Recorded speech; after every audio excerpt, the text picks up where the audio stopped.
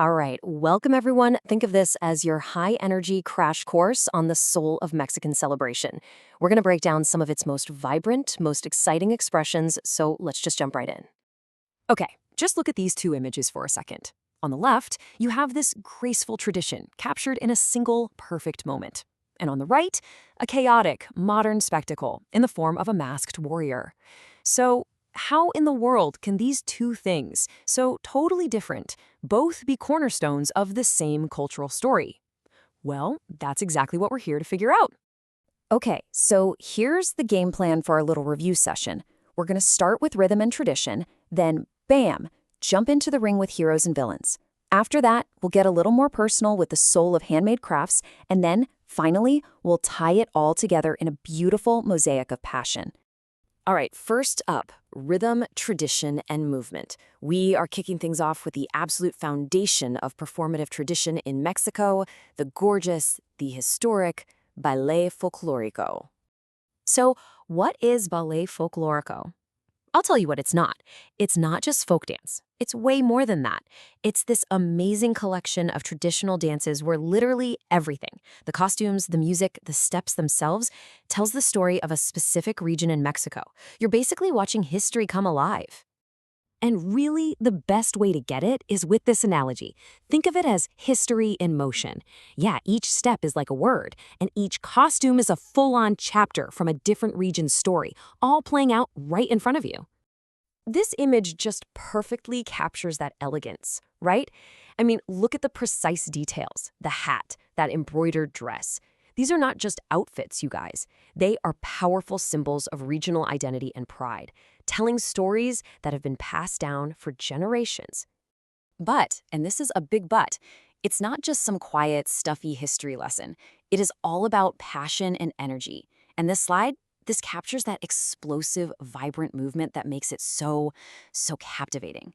It's that raw, kinetic energy that takes history out of a book and turns it into a performance that'll just take your breath away. Okay, big shift. Let's build on that energy. We're leaping from the dance stage and straight into the wrestling ring. Get ready for the theater of pure spectacle, El Ring, the home of heroes and villains. And this is lucha libre. It's this totally unique style of wrestling, famous for its insane, colorful masks, its lightning-fast moves, and these incredible high-flying acrobatics. But listen, the masks are everything.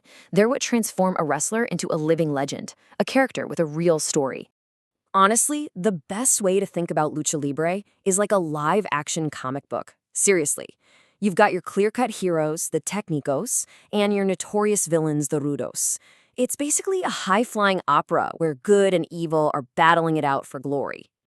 And the characters are just so incredibly diverse. I mean, on one side, you've got a decorated champion, her mask a total symbol of honor and victory. And on the other, a super fearsome persona with a mask literally designed to intimidate and entertain. Every single mask tells a different story of power, of rebellion, or pure heroism. Okay, let's take a deep breath. We're going to step back from the grand spectacle of the ring and move into something a little more intimate, a bit more personal. Our third section is El alma hecha a mano, which beautifully translates to the soul made by hand. So we're talking about artesanía, and this refers to the huge variety of handmade crafts in Mexico. And let me be clear, this is not just about souvenirs. We're talking pottery, textiles, jewelry. Each piece is a tangible piece of cultural identity. It reflects the specific traditions and the local materials of whatever region it came from. And here's the idea that really ties it all together. Every single piece is a conversation with the past. When you hold a piece of that pottery or a woven textile, you are not just holding an object, you are literally holding a story in your hands. Just take a look at a typical artisan market. It is an absolute explosion of color, of texture, of pure creativity.